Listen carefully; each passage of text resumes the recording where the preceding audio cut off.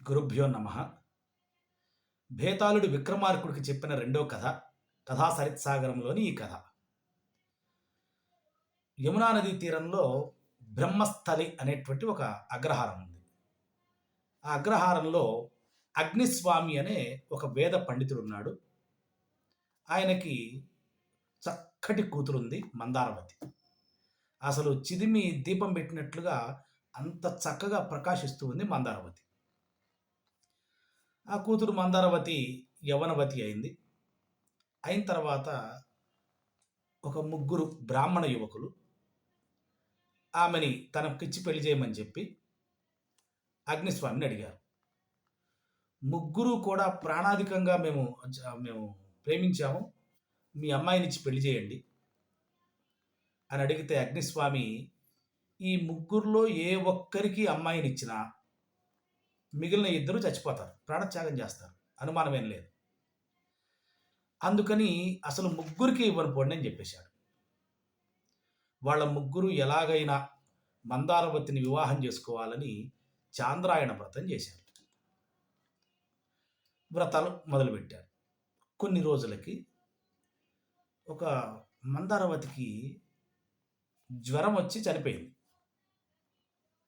ఆ ముగ్గురు విలపించి, ఈ విషయాన్ని తెలుసుకున్న ముగ్గురు విలపించి బాధపడి శ్మశానం దాకా వెళ్ళి అగ్ని సంస్కారాలు నిర్వహించారు. తర్వాత అందులో ఒకడు ఆ చితాభస్మం మొత్తాన్ని ఒక చెయ్యలాగా, ఆసనంలాగా వేసుకొని ఆ చితాభస్మం మీదే కూర్చొని తపస్సు చేస్తూ ఉన్నాడు. ఆమెనే ధ్యానిస్తూ తపస్సు చేస్తూ ఉన్నాడు. రెండవ వాడు ఆమె యొక్క అస్థికల్ని తీసుకొని గంగలో కలపడానికి వెళ్ళాడు. మూడవ వాడు జీవితం మీద విరక్తి కలిగి ఈమె లేని జీవితం ఎందుకు ఇంకా అని సన్యాసాన్ని స్వీకరించి దేశాటనకి వెళ్ళిపోయాడు. ఇలా కొన్ని రోజులు గడిచింది. సన్యాసం తీసుకున్నటువంటి ఆ మూడో అతను ఒక ఊరికి చేరుకున్నాడు, ఒక గ్రామానికి. అక్కడ ఒక బ్రాహ్మణోత్తముడు ఇతనికి ఆతిథ్యాన్ని ఇచ్చాడు. అక్కడ ఆ ఇంట్లో ఓ పిల్లవాడు ఉన్నాడు, చిన్న పిల్లవాడు. బాగా గొడవ చేస్తూ ఉన్నాడు. బాగా గొడవ చేస్తూ ఉండేసరికి కోపం వచ్చి తల్లి ఆ పిల్లాన్ని తీసుకొని ఆ మండుతున్నటువంటి పొయ్యిలో పడేసింది. ఆ కట్టెల పొయ్యిలో ఏదో ఆహారం వండుతున్నట్టున్నారు, మండుతున్న పొయ్యిలో పడేసింది. ఒక్కసారి చూడగానే ఒళ్ళు గగుడుపాటు కలిగింది ఈ బ్రాహ్మణుడికి, అతిథికి. వెంటనే లేచి, అమ్మ, ఇలాంటి ఇంట్లో నేను ఒక్క క్షణం కూడా ఉండను. ఈ ఇంట్లో మంచినీళ్ళు తాగినా పాపమే, అలాంటిది భోజనం ఎలా చేస్తాను, నేను వెళ్ళొస్తాను అనగానే గృహ యజమాని వచ్చి నమస్కరించి, అయ్యా, అతిథి అలా వెళ్ళిపోతే మాకు పాపం వస్తుంది. మీరు ఎందుకు వెళ్తా అన్నారో నాకు అర్థమైంది. కానీ నేను ఒక విషయం చెప్తా వినండి. ఆ పిల్లవాడిని చంపారని కదా, మా దగ్గర ఒక పుస్తకం ఉంది.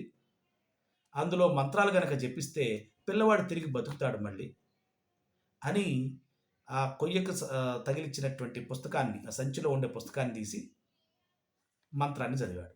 చదవగానే యథావిధిగా ఆ బూడిద కుప్పంతా ఒక చోట పోసి మంత్రాన్ని చదవగానే యథావిధిగా పిల్లాడు మళ్ళీ బతికాడు. ఆశ్చర్యపోయాడు ఆ బ్రాహ్మణోత్తముడు, ఆ అతిథి. అందరూ శయనించిన తర్వాత ఈ గృహ యజమాని లేని సమయం చూసి ఆ మంత్రాలు ఉన్నటువంటి పుస్తకాన్ని దొంగిలించి ఇక వేగంగా నడకను సాగించాడు. సాగించి ఎలాగైనా మందారవతిని బతికించాలి అని చెప్పి ఆ శ్మశానానికి వచ్చాడు. ఆ మందారవతిని అగ్ని సంస్కారాలు చేసినటువంటి ఊరికి వచ్చి ఆ శ్మశానానికి వచ్చారు. అదే సమయానికి రెండో వాడు, అస్థికల్ని గంగలో కలిపిన రెండో వాడు కూడా ఆ శ్మశానానికి వచ్చాడు.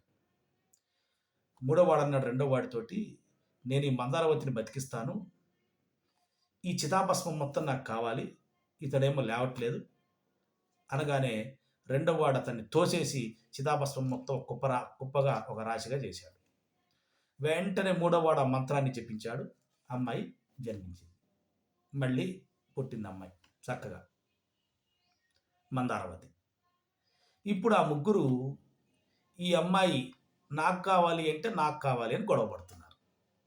నేను బతికిచ్చాను, నేను లేకపోతే బతికేది కాదు కదా, ఈ బూడిదని చితాభస్మాన్ని కాపాడకపోతే బతికేది కాదు కదా అని మొదటివాడు. అసలు నేను అస్థికల్ని గంగలో కలపడం వల్లే బతికింది అని రెండవ వాడు. ఈ ముగ్గురు ఆ అమ్మాయి తమకే కావాలి అని గొడవ పడుతున్నారు. ఇప్పుడు బేతాళుడు విక్రమార్కుడిని అడుగుతున్నాడు. ఈ ముగ్గురిలో ఆ అమ్మాయిని ఎవరిని పెళ్లి చేసుకోవాలి? సమాధానం మీరు కామెంట్‌లో తెలియజేయండి. నేను డిస్క్రిప్షన్‌లో సమాధానం ఇస్తాను. మీరు కామెంట్‌లో తెలియజేసిన తర్వాత ఒకసారి డిస్క్రిప్షన్‌లో చూడండి. స్వస్తి.